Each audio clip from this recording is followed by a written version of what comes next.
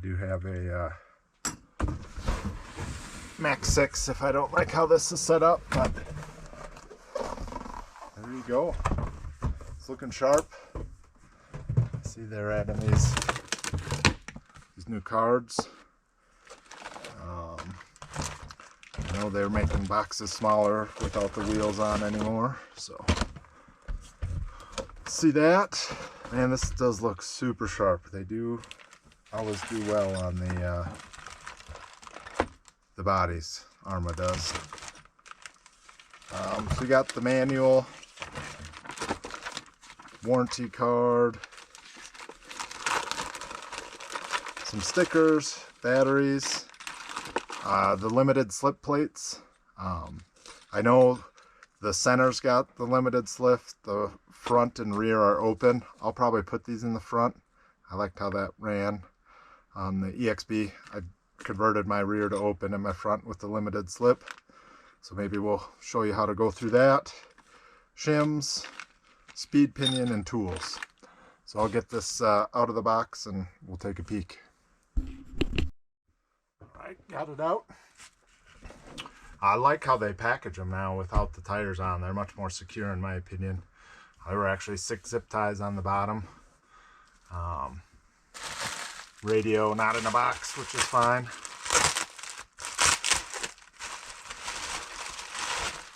So DX3, the nicer RTR remote. I'll probably attach it to my DX5.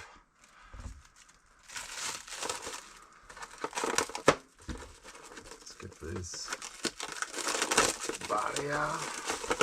I don't know, looks like they had been in there, but it doesn't look like the body. They monkeyed with this stuff too much. So I don't know. I don't even know how to tell if it's been updated or not. There's nothing in there telling me that. So we'll probably just run it and see.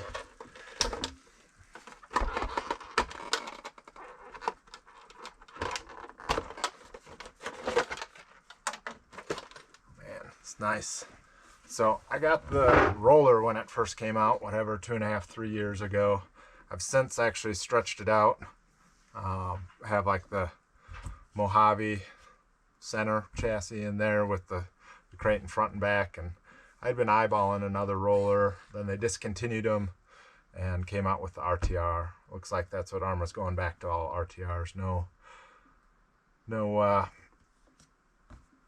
rollers for the most part, it seems like. But what really sold me, one, there was that 20% off. I had, like I said, some gift cards points, so it was next to nothing to get this. But the aluminum bulkheads is kind of what sold me.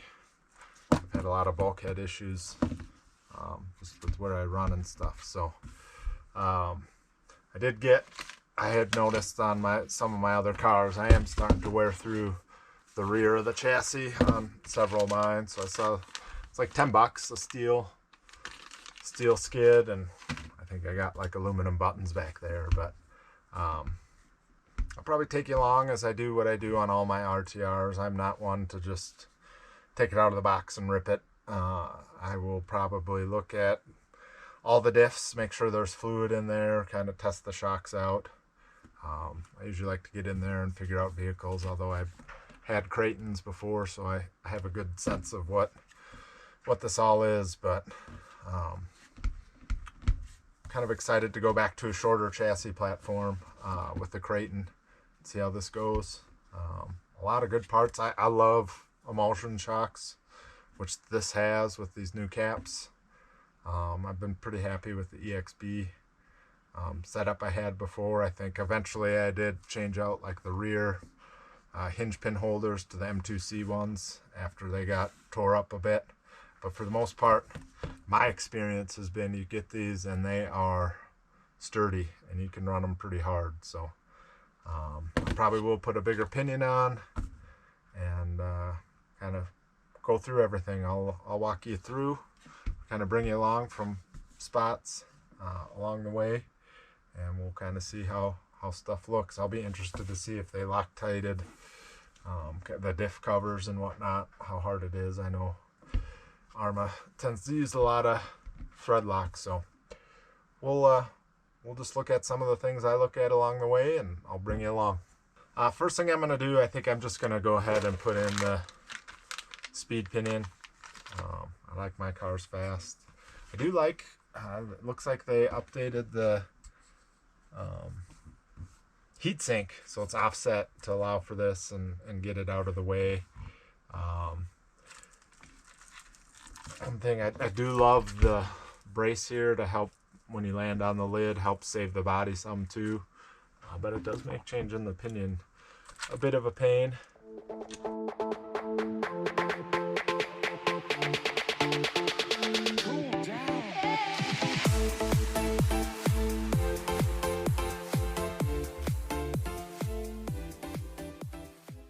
Alright, got the side guard off here. Needed to do that to slide the motor mount out. I didn't show you this. I was kind of excited about this. This new wing mount looks way beefier than the other setup. It's a one piece. I don't know what replacements are going to cost, but I have hope. I break those all the time. I was actually out just a little bit ago, last weekend, and it was colder out, and had a truck I had just replaced a wing mount on. Wasn't an Arrma, but it broke right away, and it was not very old. But it was similar design, so we'll see. That looks pretty beefy. But yeah, so here's that. You can see it's got the D-clip. I mean, we've run Arrmas, you know what that is, but it is there. Let's see how. Oh yeah. Oh, it came.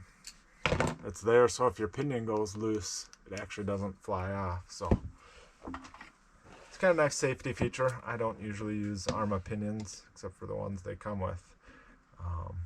And I'm gonna just move up the speed one. So that easy. A couple interesting notes. I noticed the stock 13 has like the D-shaped hole. I don't know if you can see that. But the 16 speed pinion does not, which is interesting. But I did also notice they are adding pre-thread locked grub screws. I'll probably put some more on there anyway to be safe. So I just put the side guard in, and I'm just, I always like to do this on a new vehicle, RTR. I prefer to build kits if I can, but some of the bashers or other things that you can't always get. So on a ready to run, I'll always go around and just kind of double check a lot of the screws. You can usually get a little turn on the plastics, make sure they're in.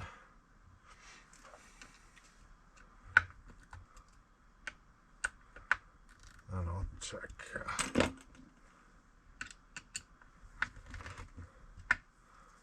Interested to see what's Loctited, what's not. Okay, oh, that's brace. I think they're new braces with inserts, but these 5 should all be Loctited.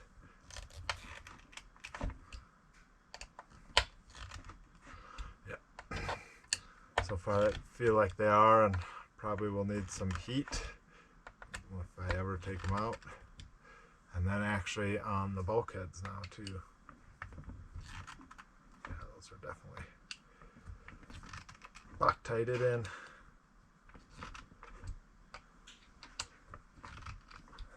Actually, I have to take these ones off to put this little, the rear skid. I think it's the rear. I wonder if that's for the front, and I got it the wrong thing. Very possible. Just noticed it had that.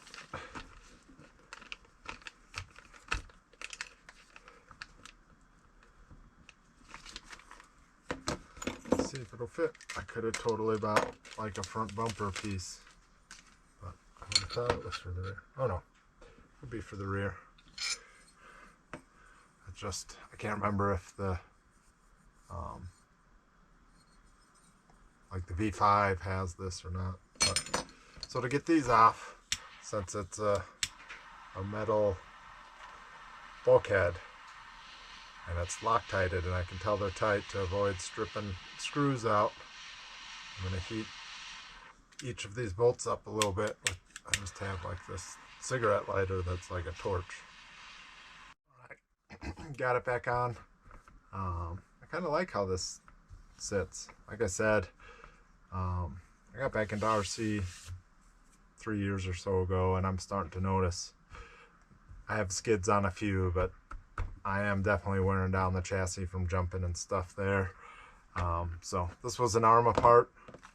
I usually have plastic ones I put on the back there, but I think that'll work good. I like that it protects the hinge pin block here too. So we'll see how it wears over time. All right, I'm gonna get into some diffs. All right, center diff, I'm gonna let it drain, see how much oil's in there, but the center is a limited slip, so it's got those plates. These plates stacked up in there. There's 3 on each side in a certain order. You can switch it up to get different diff action. Like I said, when I check the oil in the front, I'll decide if I want to put those in the front. I'll look in the instructions, but it goes like one of these stars, circle stars gives you the most diff action. But just thought I'd show you that. I'm gonna let this sit for a minute and then see where our levels are. I'll go heavier. I think it's 100K in the middle, 10K in the front, and 10K in the rear. I usually like to do like 200 or 500, and then you do like 50 and then 10 in the back. That's what I like to run. But I might just put the plates in the front and run 10 and check that out, just because this will make it limited slip. All right, actually let this center diff sit overnight. Actually pretty good. It's you know, some comes out when you take the gears and stuff out, but I'm gonna leave what's in there with the 100, put 500K in, tighten it up a little bit more, and get it back in. And then I'm gonna take the front diff out, which I'll be interested to see how hard it is if they Loctited that cover with these metal bulkheads here. So all right, I got the front diff out. Pleasantly surprised. There was some thread locker on those screws, but they weren't too bad. They came out pretty easy. I did decide to make the front limited slip, so it's in the manual, but basically under the different gears there's in the open diffs these really thick spacers, and then you replace them with I had some from another one, so didn't open these, but then you replace them with these plates. Directions are in the instructions. It shows you how to set them up, and then I went in and put 30 weight in the front with the limited slip. Level was pretty decent, maybe a little lower than I'd like it, so I'll probably just double check the rear as well, and kind of get things buttoned up. I haven't put the center diff back in, but at this point I'll probably just throw everything back in and then do one last check-in, tell you what if I find anything else. I'll probably just do a quick kind of shock check. I do like kind of the blacked out springs on this. That's the first vehicle I've gotten that has that. But yeah, overall pretty impressed. I did notice they've got gaskets under the bulkheads too, which is pretty nice. So I think all right, I've gone through the whole truck, done what I wanted to do. Pretty excited to get this out. So I went through all 3 diffs, thickened the middle one a little bit, thickened the front one a little bit. So it was about half full when I took it out, and by the time the stuff drained off the gears and other stuff I took out, went back in and filled the rest back up with 500, so whatever, 250-ish in the middle. Similarly in the front, actually I completely disassembled that. I put in the limited slip plates, 30K up front, and then just opened up the rear and filled it up. All of them were a little lower in oil than I'd like, but not bad. Definitely a lot more grease on mine anyway, on the gears in the back than the front, but enough to be good. I did top off all the shocks, and this is an emulsion setup, so I topped them off, kind of redid it how I like to get them set up. I did have to adjust the front a little bit. Front wheels weren't all going the same way, and then I bound it to my DX6R. Did play around with the speed control. I couldn't get it to link up to my computer. You have to have a V2 card. I could upgrade the card and change the settings through the card, but I didn't want to load the settings on my computer, so I'm sure that's user error. I'll probably play around with it. I was wanting to make sure it had the updated firmware. Seen a couple other videos saying that it does, and I did notice my box was open, so I'm assuming they opened it at the factory or before they shipped it and updated the firmware. So pretty excited. I will say this rear wing mount, I had to take it off to access the diff, is gonna be a beast. I'm excited to see how it holds up. I like the design a lot better than the other ones. So yeah, overall that's what I got. I'll try to get it out running sometime. We just got 6-8 inches of snow, so it might be a bit, but I'll try to edit the video, get it up. It's been a long time since I've had a video up, but I think this thing looks really well put together. Servo definitely seems faster than the other stocks. I typically rip all the electronics out right away, but I'm gonna run this stock for a bit.